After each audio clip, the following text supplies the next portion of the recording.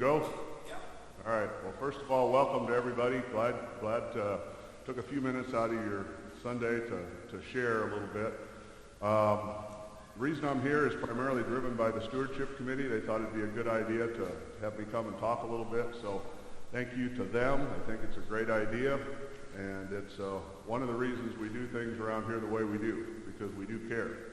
We care about you, and we care about your finances and your money, and if we can get you a little more benefit than you got yesterday, or at least assure that benefit, that's what we're going to talk a little bit about today. Okay? So QCDs, how many have not even heard about them? How many showed up today because they don't even know what I'm talking about? And that's okay. All right, good. So everybody's at least heard of them. QCD stands for Qualified Charitable Distribution. I gave you a handout. That business card is not there to solicit. All right. I would gladly work with you people if you want to on the tax side, but that's not the reason you got the card. You got the card because of that care word.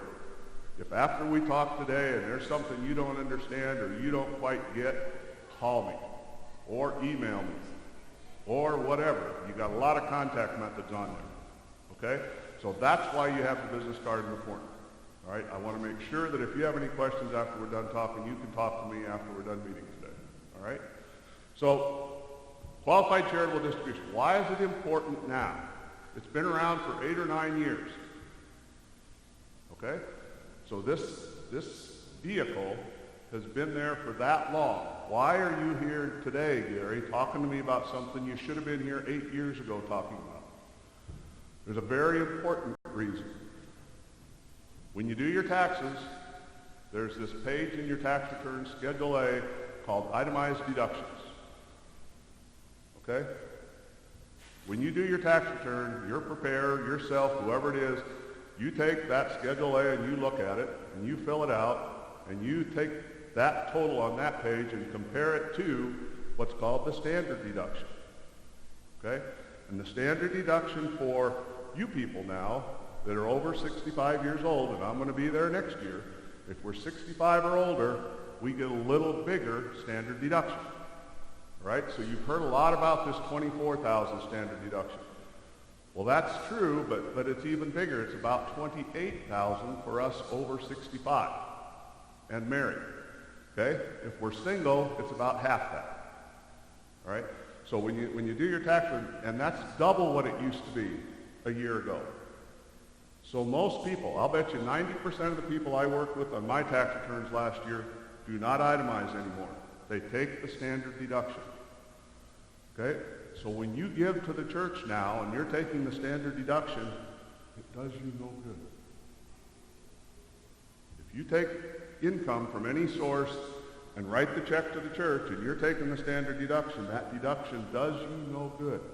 Whereas the last 7 or 8 years, it did. Because that standard deduction is bigger. So you're going to get that whether you write that check to the church or not. Okay? Get that concept? I have some blank looks. Should we go over that again?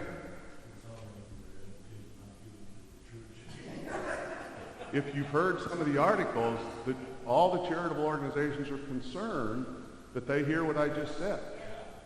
Okay? You've heard that. That's why you're hearing that, because it doesn't do you any good for tax purposes. Now you're giving out of your heart, right? You're going to give to the church anyway, is what they hope. They hope it's not tax-driven. Okay? But I'm here with the IRA piece today to tell you how you can take some of the money out of your IRA and give it to the church, even though you take the standard deduction and get a benefit. All right? That's why I'm here today, to explain and that's what's called the qualified charitable distribution. What are the rules? You have to be 70 and a half on the day that you make the transfer, or older. Okay? So let's say you hit 70 and a half in December of this year. Can you do it for this year?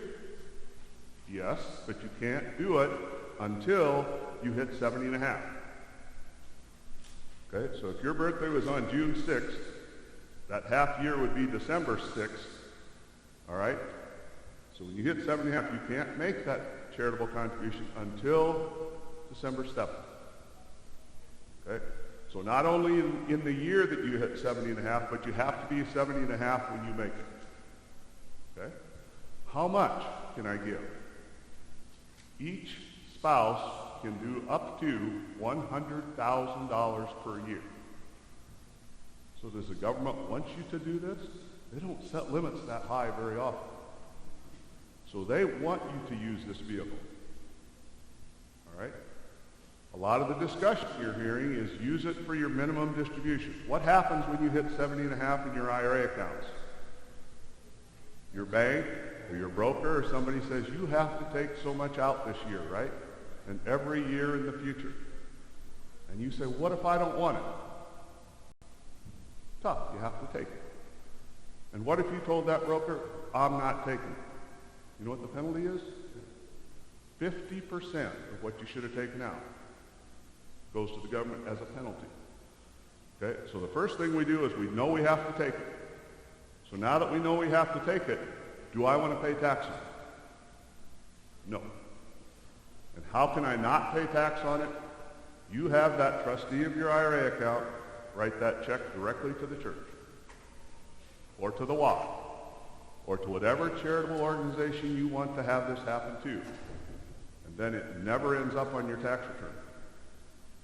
Whether you itemize or not, whether you take the standard deduction or not, by doing it that way, it's out of your income for sure. See the importance? And what if you say, well, I don't know if I'm going to itemize or not, so I don't know if I should do it. Do it. It will never hurt you. Never, never, never. It cannot hurt you to do it this way. Okay? When you pay tax, when you itemize, whatever the situation, it will never hurt you to do it this way. It can only help. All right? Now, what do you have to do it? All right? You have to talk to your IRA person.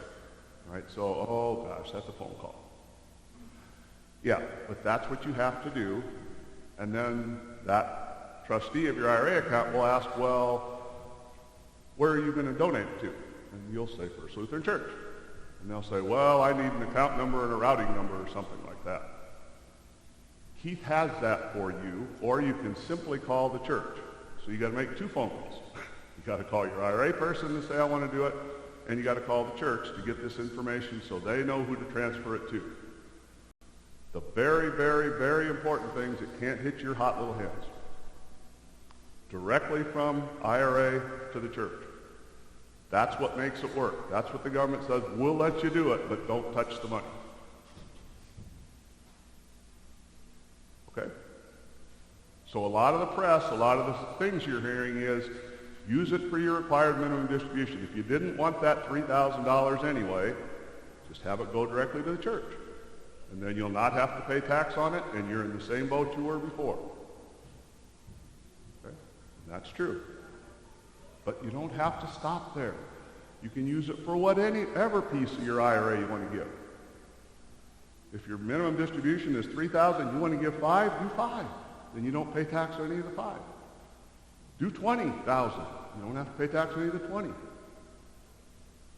See what I'm saying? So when you hear only it's for the required minimum distribution piece, you can use it for anything.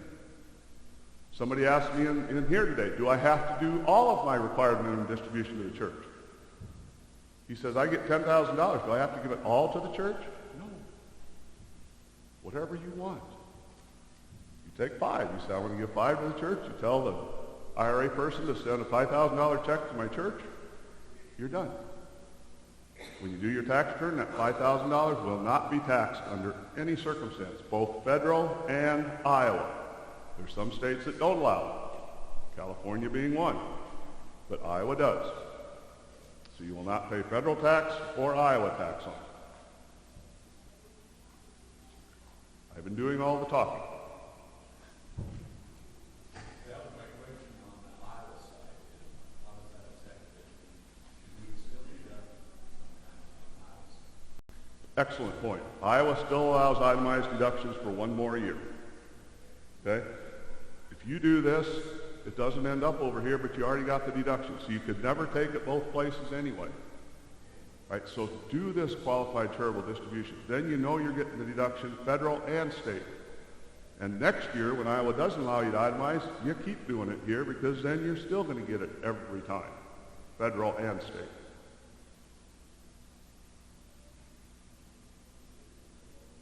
Okay, sometimes I go too fast. We have a small group. Slow me down. The church will just, when that comes in, put it into your giving. That's correct. That's correct. Yep. They will make a note and say that you gave this. I do not know. That's a good question. I would assume they identified as a qualified charitable piece on your giving statement. Okay? But do this for all of your charities. I'm just not here for the church today. Anything you give to the qualified charities. Yes, ma'am. When is the best time to withdraw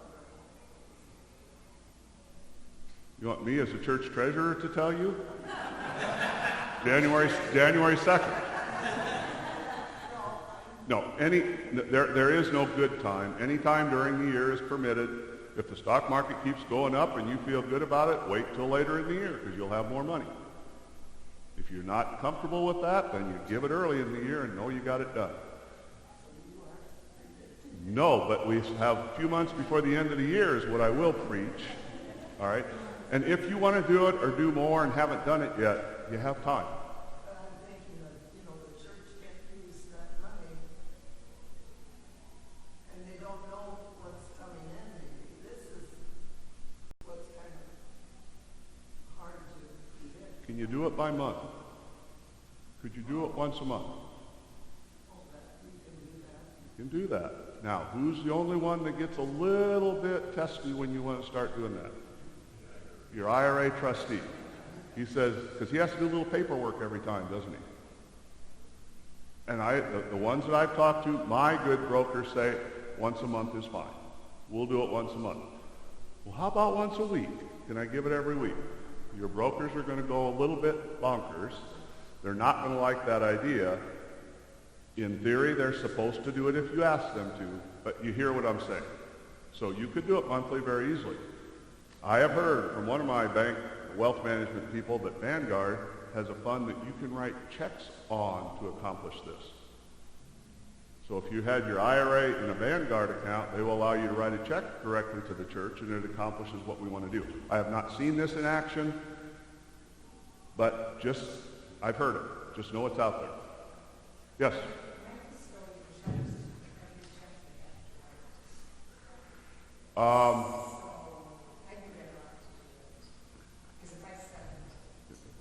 Every disbursement made, not checks, every check he has to write. Hopefully you have no check writing power on that. You do on your IRA account. Okay, all right, a little bit different. Same answer though. Yes. All right, so. So you do need to take that into account if you're. Sure, if there's a fee that goes with it, which I'm sorry to hear because that kind of defeats the purpose, but if you have that, then I do 1 as opposed to 12. That's why I Yep. Yep. How many use it now? How many have already done it? Pretty easy, Arnie? Pretty easy? See, it's not a problem. And if you take anything away from here, it can't hurt you. Whether you itemize, whether you have big income, low income, no tax, it can't hurt you. So get rid of the guessing game. Am I going to itemize or not? Do I have enough income to make it worthwhile? Like the Nike ad said, just do it. Just do it. And it cannot hurt you. It can only help. Do you get any paperwork from the Iowa folks that says so much was the QCD? Yep, I've seen it. It comes from them, and they say, we made your QCD for you, and that's what I see when people bring in their tax stuff to me. Yep, because you have to tell me how much you do, because like I said, on that crazy 1099 form, if they would just take the time to add a box that says QCD and the amount, life's easy for us, life's easy for the IRS, but they aren't there yet. But yes, we'll get... 1040 page 1, it says how much QCD did you give?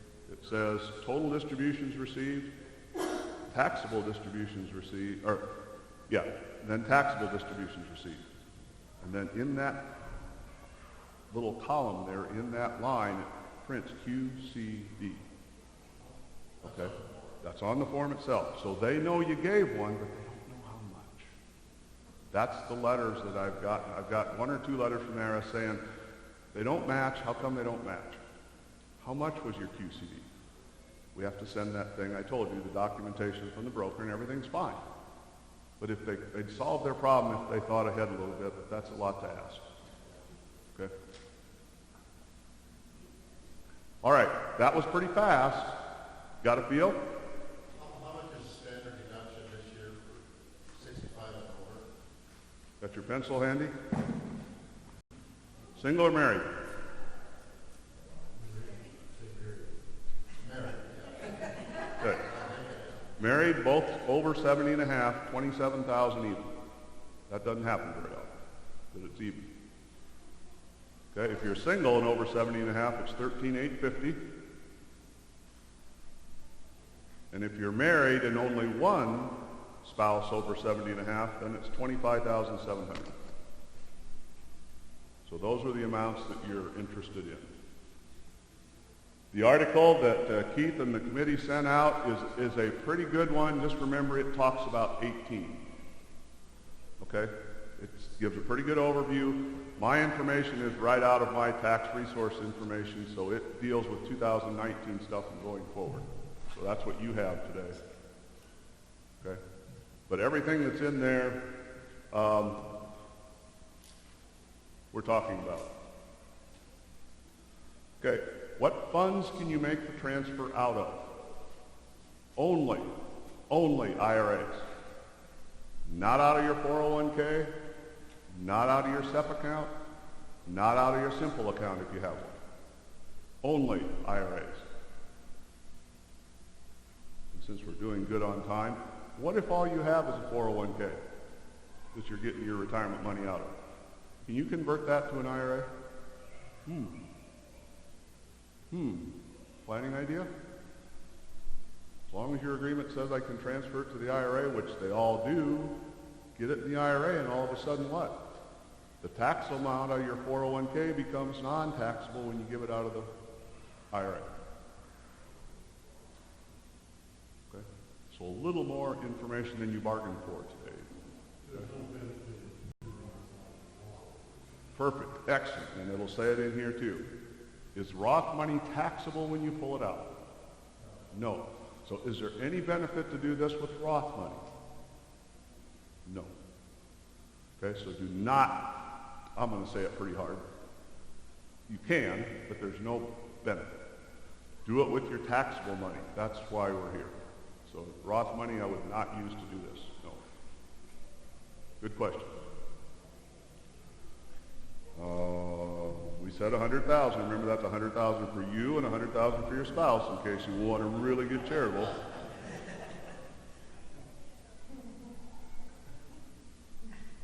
If you have more than one IRA, what happens? Let's say you got 4 IRAs, and you only pull money out of one to send to the church. Okay? Still totally non-taxable. Now, you can have IRAs that have a piece that's non-taxable when it comes out, right? Maybe you made some non-deductible contributions. The taxable piece always comes out first. So the government's working with us here. So if you have 4 IRAs, and maybe one of them has some money in there where you made contributions but didn't get a deduction for it, only the taxable piece comes out first.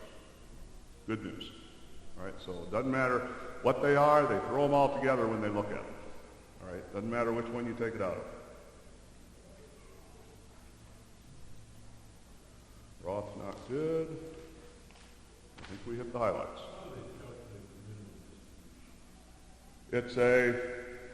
They go to a table, is what they will do. It's approximately 3 3/4% for the first year, okay, of the balance at the beginning of the prior year. So it's always based on the beginning of the prior year, so you always know what this year's distribution has to be. And then it's a table that's based on life expectancies, and that 3 3/4 becomes 3.94. I always figure 4%. I'm usually 4, and it's pretty close for about the first 8 to 10 years. And then as your life expectancy is going down, that percentage is going up.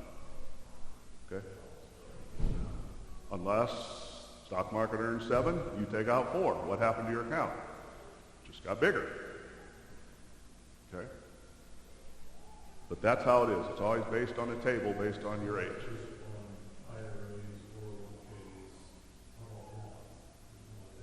What's the minimum distribution on a Roth? None. You never have to take it out. That's the good part of the Roth. Okay?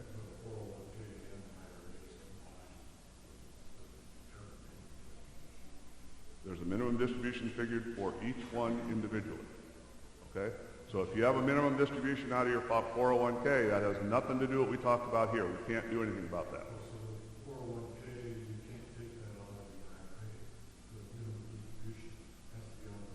Yes. Yes. You cannot pool. IRAs you can pool. If you have 5 IRAs, you can take your distribution out of one. If you have an IRA and a 401k, you have to take 2 distributions. You cannot pool the 401k money. Okay? And that 401k money coming out is taxable no matter what. We can't play this game. That's why I said one planning technique would be to roll it out of the 401k into the IRA. Now you're in control.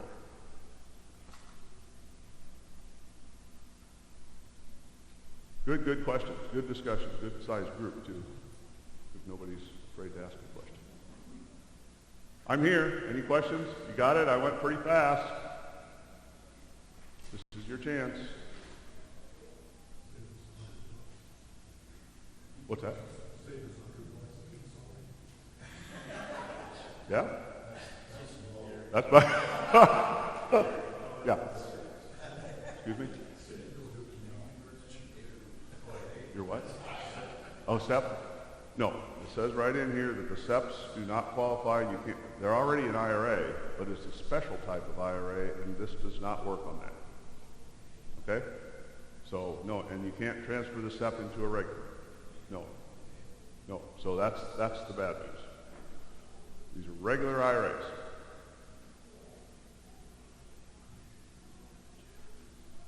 Anybody else? So the IRA trustees 1099 does not set out how much went to a QCD. It'll look just like it did last year. So you got to figure that out. You come in, you tell me, here's what I did.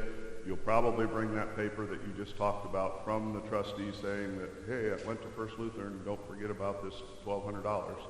Okay, and then I'll put it on, $1,200 less taxable on your return, put QCD in the column. So no, I wish it would. It'd be so simple, wouldn't it? Maybe we'll get out of a gridlock someday and get some of these simple things done. Okay.